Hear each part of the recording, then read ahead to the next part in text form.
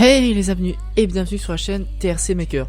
Alors aujourd'hui on se retrouve pour le deuxième épisode sur la série des impressions 3D et on se retrouve pour transformer notre fichier ici, notre fichier STL en G-code, le G-code qui est le langage d'imprimante 3D.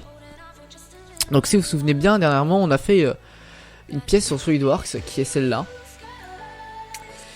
et on va la transformer en G-code. Alors pour ça, pour avoir transformé votre STL ou EBJ en G-code, il vous faut un slicer. C'est un logiciel en fait qui va découper la pièce en couches d'impression 3D. Donc pour ça, en ce moment, il y en a deux principaux.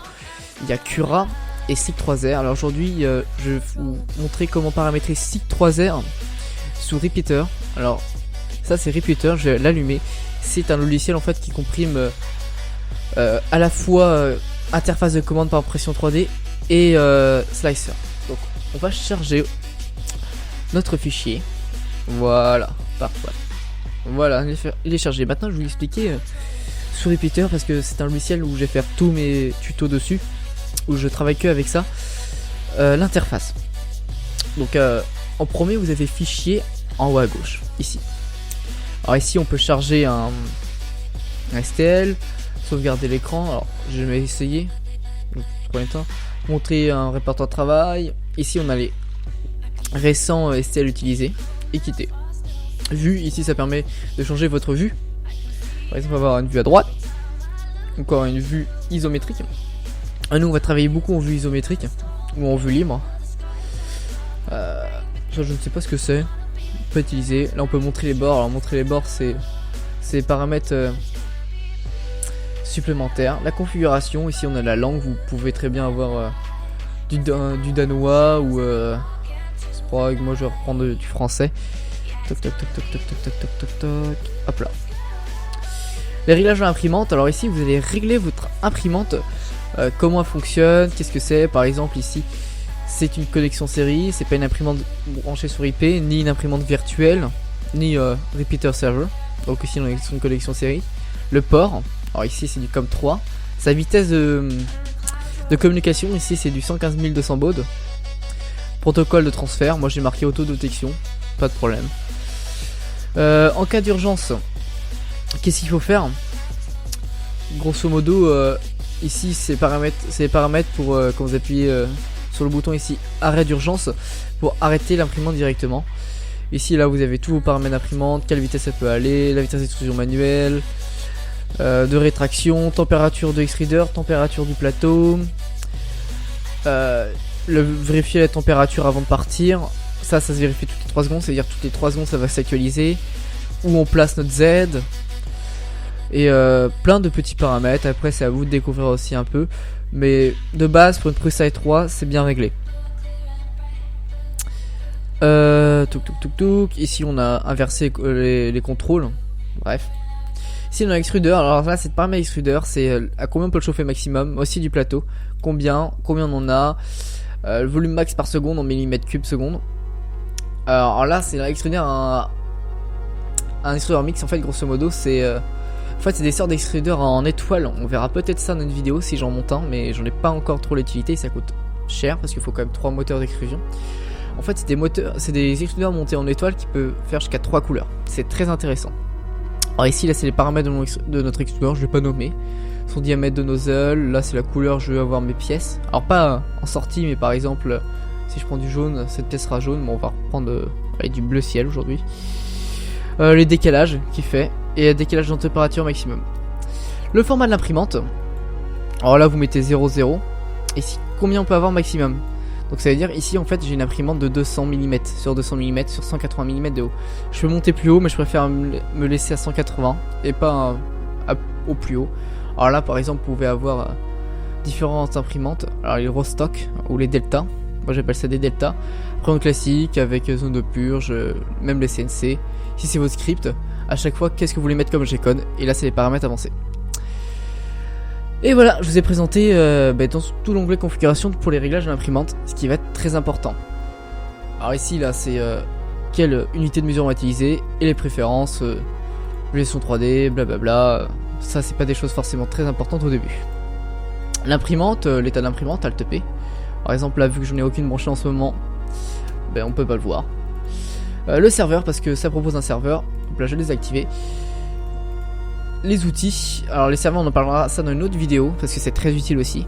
Alors calculateur plateau, calculateur vis, on va pas voir ça aujourd'hui. Maintenant on va s'attaquer ici. Alors ça, c'est votre vie. En fait c'est pour, ici par exemple c'est l'outil rotation. Ici c'est l'outil translation. Alors là j'utilise le clic gauche. Ici c'est l'outil on bouge la pièce. Alors là je vais la recentrer avec ce bouton. Là c'est on zoom, on dézoome. Ici c'est en même chose.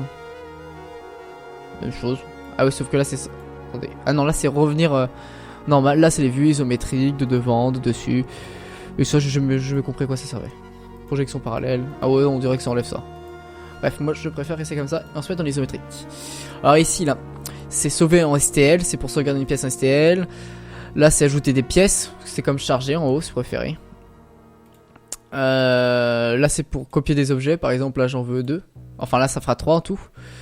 On va juste en mettre 2. On va le sélectionner. Ici c'est pour centrer. Ici c'est pour organiser quand on a plusieurs objets. Là c'est la taille de l'objet en l'échelle. Par exemple là je suis en l'échelle 1 donc 100%. Là je vais mettre en 90% par exemple. On va revenir en 1.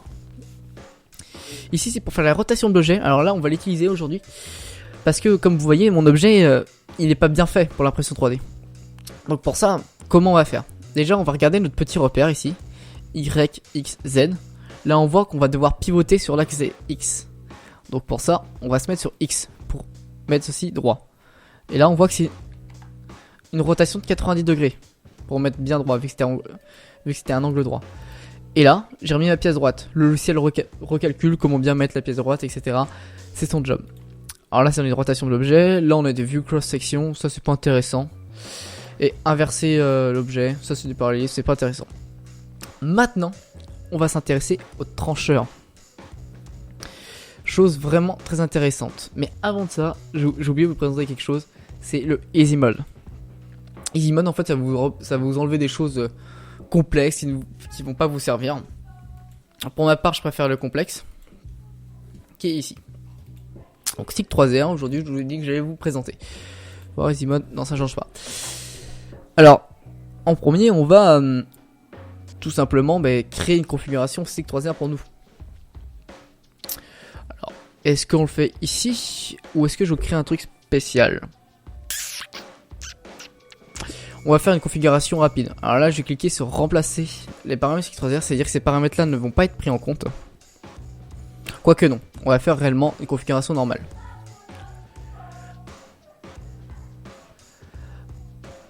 Hop là, j'ouvre SIG 3R.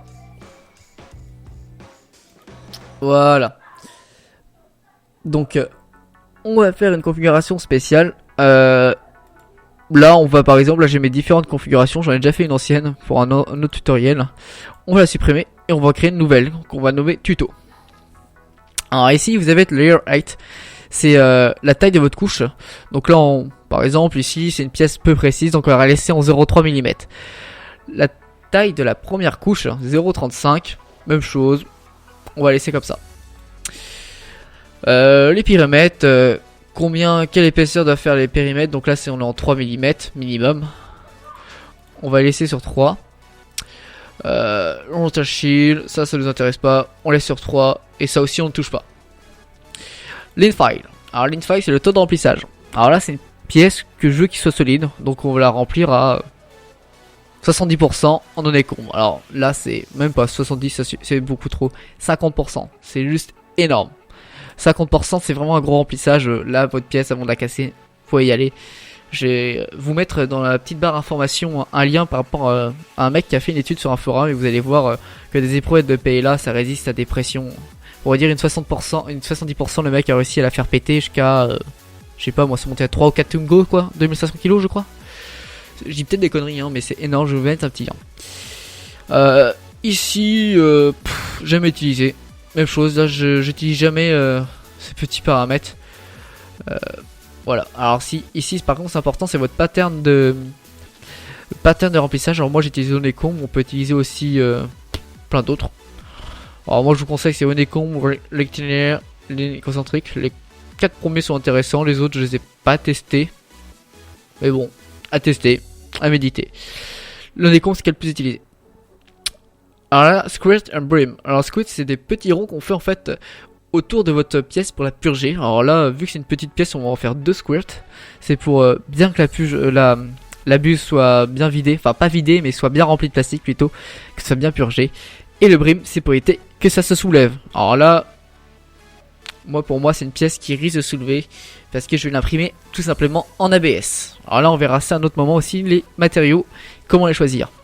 Et quel type de matériaux existe-t-il pour l'impression 3D.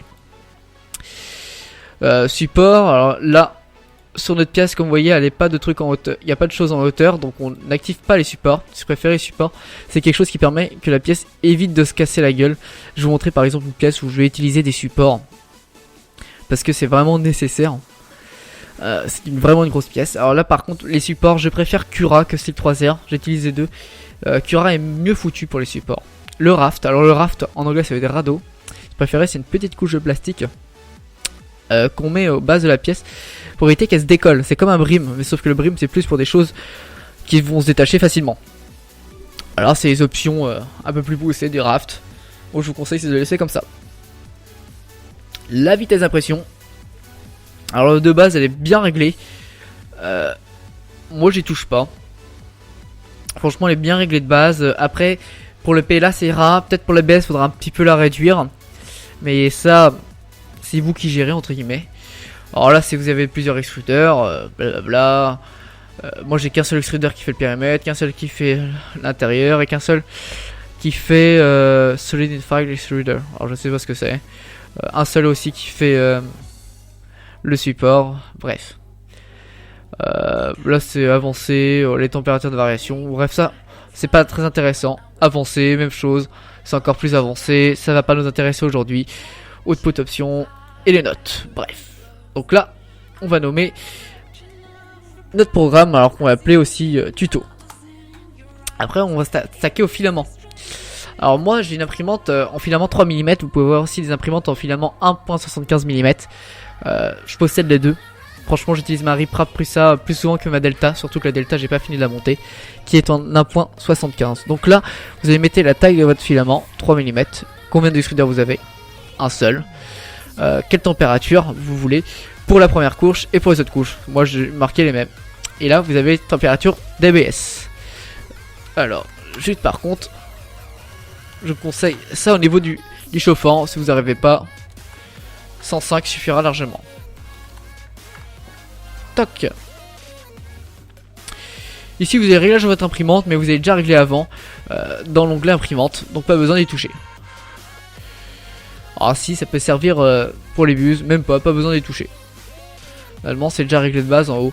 Ok, ou ici pour vous montrer, vous avez la taille de votre lit pour les gens qui utilisent l'extrudeur. Alors les extrudeurs, et voilà. Et là on accède au G-code qui se doit faire au début et au extrudeur. Alors là par exemple on a pas un net 0.5 mais 0.4 mm, ce qui est c'est important de le dire. Donc j'ai bien fait de vous le montrer en fait. Là c'est la taille de votre nez, la position de l'extrudeur, combien de millimètres ils sont. Rétraction, ça on les touche pas, pas intéressant. On va sauvegarder en son nom. Donc maintenant on va procéder, vous allez sélectionner votre programme. Alors là, sans nom. Bon, on va rester en Riprap 04, c'est la même. Vous allez procéder vos sélections que vous avez fait avant, ABS, et on va trancher. Hop là, le tranchage s'effectue, vous voyez, c'est vraiment rapide. Alors là, vous voyez, ma pièce, ça met 32 minutes à faire. Donc là, hop là. Ce que vous voyez là, c'est du brim en fait. C'est ce que je vous parlais, c'est le petit truc qui évite le décollement. Donc la pièce là mettra 32 minutes. Je vais montrer d'autres options. Ici par exemple vous pouvez voir les déplacements qu'elle va effectuer, les couches. Par exemple moi je vais voir la couche 3, comment elle sera faite. Alors là c'est par exemple c'est à 50%, vous avez vu c'est déjà pas mal. Là je peux vous montrer plusieurs couches. Voilà, donc là je vais tout voir. Ici vous pouvez éditer votre G-code, par exemple rajouter des choses. Moi je m'y connais pas assez dedans, mais on peut rajouter des petits trucs qui sont sympas, par exemple pour quand la buse se vide, elle vienne se situer sur du sopalin. Mais ça se fera dans d'autres paramètres, sûrement dans le tutoriel quand j'aurai un peu plus d'expérience. Ici c'est pour éditer votre G-code, c'est ce que je viens de dire. Sauvegarder sur une carte SD ou sauvegarder tout court sur votre bureau. Donc là on va le sauvegarder sur notre bureau. On va laisser sur ce nom. Bah après, là on va attaquer d'autres, l'impression 3D. Donc avant de vous quitter, je vais vous montrer un fichier très alors attendez.